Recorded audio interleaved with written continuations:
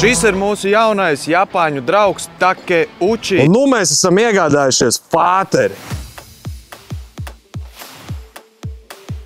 Tātad fāters ir krietni lielāks un krietni jaudīgāks. Kas šitam aparātam ir labi? Viņam ir hidroizvadu atgaisošana. Smērēšanas vietas viss ir atzīmēts ar dzelteni, nav jāmeklē. Dzeltens smērējam, dzeltens smērējam, dzeltens smērējam. Aizmugurē mums ir atpakaļ skata kamera.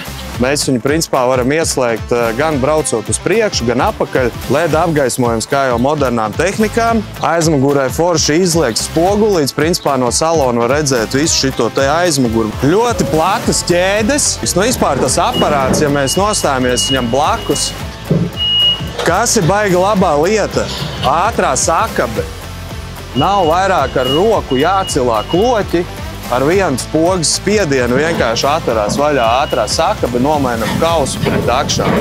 Stop poga avārijas gadījumā no salona ļoti ērti nospiežam poga.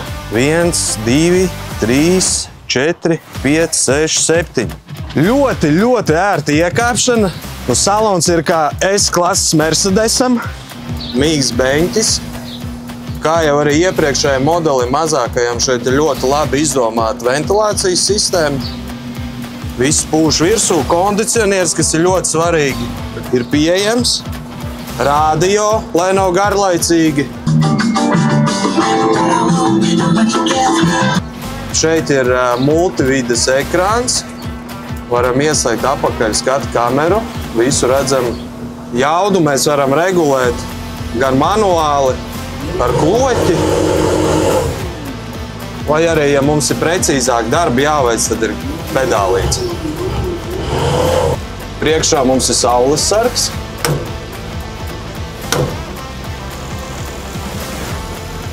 Aizmugurē mums ir salona apgaismojums pat pieejams. Tad mēs varam saregulēt, kur mēs gribam, lai pūš uz muguras, lai var slimības labi paņemt.